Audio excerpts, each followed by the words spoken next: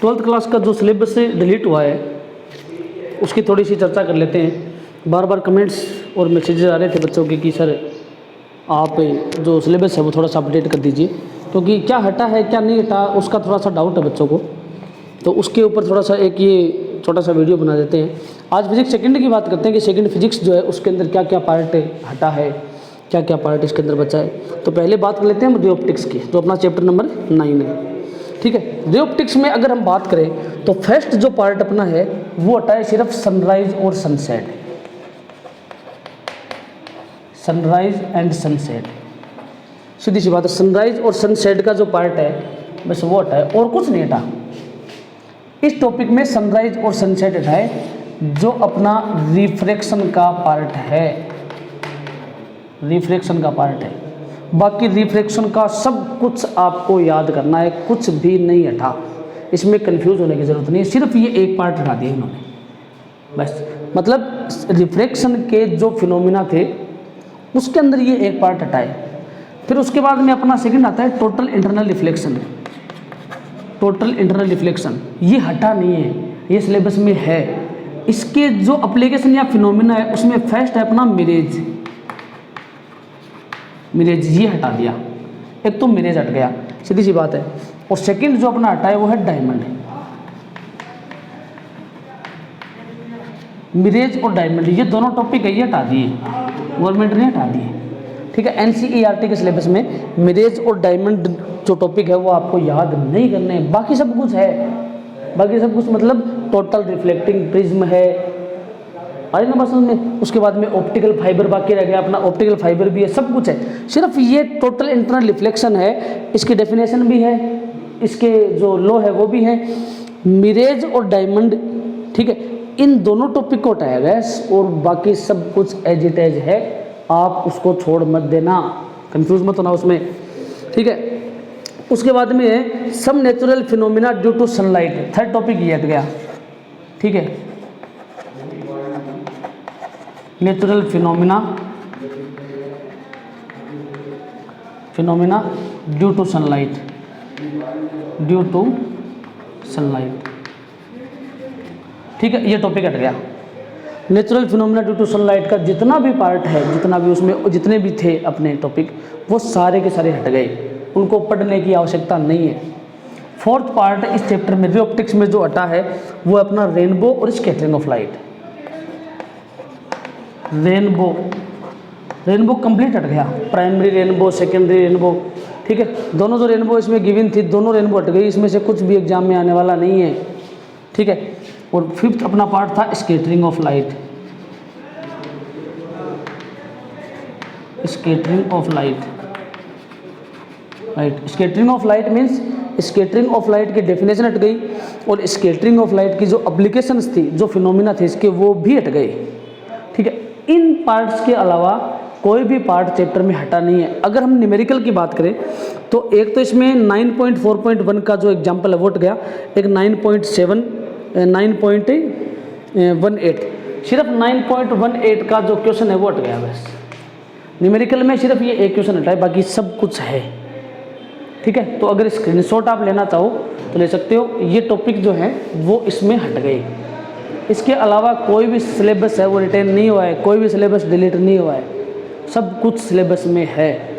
ध्यान रखना, total internal reflection जो है उसके बाद में क्रिटिकल एंगल भी आता है, वो भी सिलेबस में है।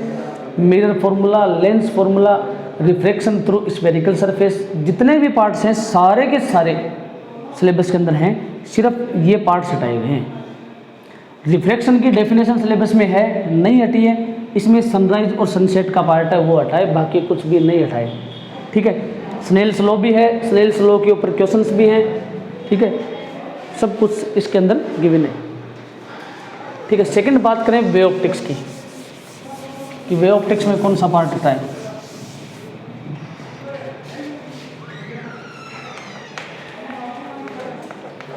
वे ऑप्टिक्स, ठीक है, वे ऑप्टिक्स की बहुत ज़्यादा मांग थी। ये वे ऑप्टिक्स ने नाक में दम कर लिया कि भाई इसमें बताओ बताओ क्या है, क्या हटा है, क्या हटा है। तो वे ऑप्टिक्स में पहली चीज़ डॉपलर इफेक्ट,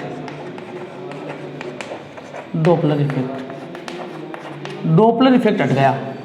डॉपलर इफेक्ट को आपको खोल के नहीं देखना है, क्यों?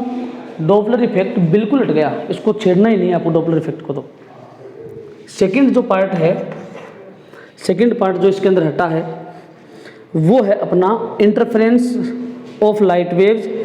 इसमें यंग डबल स्लिट एक्सपेरिमेंट जो है वो इसमें गिवन है, खाली कि यंग डबल स्लिट एक्सपेरिमेंट है वो सिर्फ हटाए।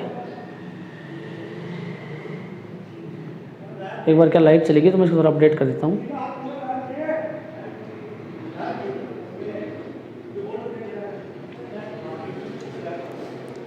ठीक है, डॉपलर इफेक्ट हट गया एक तो, उसके बाद में इंटरफेरेंस ऑफ लाइट है और यंग डबल स्लिट एक्सपेरिमेंट है। ठीक है, इसमें खाली फ्रिंज विड्थ जो है उसकी एक्सप्रेशन हट गई है, उसका डेरिवेशन है वो हट गया है, और डार्क और ब्राइट फ्रिंज के लिए जो फ्रिंज विड्थ की इक्वेशन है वो सिर्फ इसमें गिवन है। मतलब fringe width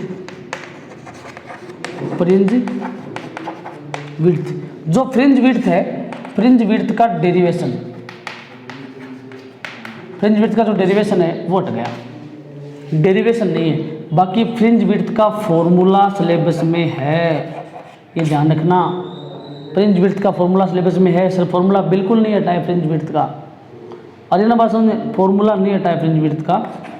beta is equal to lambda D upon D, याद आ रहा होगा आपको, ये फॉर्मूला सिलेबस में है ब्राइट और डार्क दोनों के लिए। एक्सप्लेनेशन इसका पूरा हट गया। इंटरफेरेंस ऑफ लाइट सिलेबस में है, नहीं हटा है, ध्यान रखना, पूरा डिटेल से बता रहा हूँ मैं। इंटरफेरेंस ऑफ लाइट जो है वो सिलेबस के अंदर है, इंटरफेरेंस ऑफ लाइट नहीं हटा है सिलेबस से। ठीक है, सिर्फ इसका डेरिवेशन हट गया, डेरिवेशन हटा है, फॉर्मूला है सिलेबस में। ठीक है, उसके बाद में डिफ्रैक्शन, डिफ्रैक्शन सिलेबस से नहीं हटा है। ठीक है, डिफ्रैक्शन जो है वो सिलेबस में है, हटा नहीं है डिफ्रैक्शन। कई कंफ्यूज हो रहे हैं, डिफ्रैक्शन हट गया, मतलब इसका खाली एनालिटिकल ट्रीटमेंट जो है वो हटा दिया। एनालिटिकल ट्रीटमेंट का मतलब है कि इसमें जो भी एक्सप्लेनेशन था वो हटा दिया। इसकी डेफिनेशन सिलेबस में है, ये क्यों कैसे प्रोड्यूस होता है वो सिलेबस में है, और सिंगल स्लिट से जो डिफ्रैक्शन पैटर्न कैसे बनता है, single slit Fraunhofer diffraction due to single slit, मैं बोल रहा हूँ थोड़ा सा गौर करना, Fraunhofer diffraction due to single slit, इसको हम द सिंगल स्लिट भी बोलते हैं। ठीक है, सिंगल स्लिट वाला सिलेबस में है, नहीं हटा है सिंगल स्लिट वाला, इसको ध्यान रखना। ठीक है, उसके बाद में रिजोल्विंग पावर और वैलिडिटी, ध्यान रखना इसमें। फिफ्थ जो पार्ट अपना है वो रिजोल्विंग पावर। रिजोल्विंग पावर जो है उसमें टेलीस्कोप की रिजोल्विंग पावर और माइक्रोस्कोप, टेलीस्कोप की रिजोल्विंग पावर, माइक्रोस्कोप की रिजोल्विंग पावर दोनों हट गई। ये सिलेबस में नहीं हट गया, बिल्कुल ध्यान से सुनना। बोर्ड को मत देखो कि भी मैं किसका की क्रॉस लगा रहा हूँ, किसका की गुड लगा रहा हूँ। क्रॉस का मतलब ये हट गया सिलेबस में, ये नहीं है। रिजोल्विंग पावर सिलेबस में नहीं है, द सिंगल स्लिट सिलेबस में है, डिफ्रैक्शन सिलेबस में है, इंटरफेरेंस ऑफ लाइट सिलेबस में है, और फ्रिंज विड्थ का जो डेरिवेशन है वो सिलेबस में नहीं है। बाकी फॉर्मूला है वो सिलेबस में रखा गया है, इसके बेसिस पे क्वेश्चन भी आ सकते हैं। ठीक है, और किसी फ्रिंज पैटर्न को लिक्विड में पुट करने पर क्या होता है क्या नहीं होता, पूरा कॉन्सेप्ट सिलेबस में, सिर्फ डेरिवेशन पार्ट हटाया गया है, तो आप डेरिवेशन सॉल्व नहीं करें।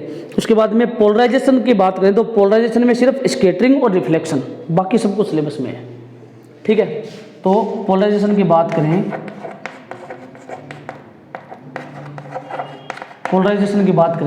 तो पोलराइजेशन की डेफिनेशन सिलेबस में है, पोलराइजेशन नहीं हटा है, सिर्फ स्कैटरिंग,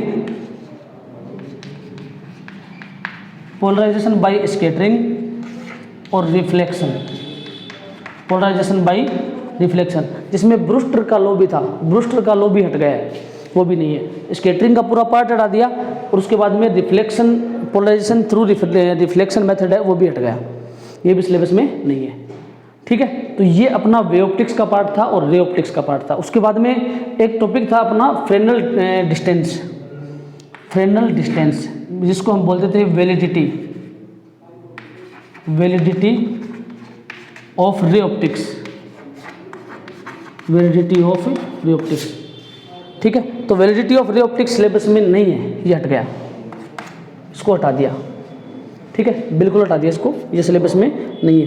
एक्सरसाइज में 10.7 से 10.1 इंपॉर्टेंट है, ध्यान रखना।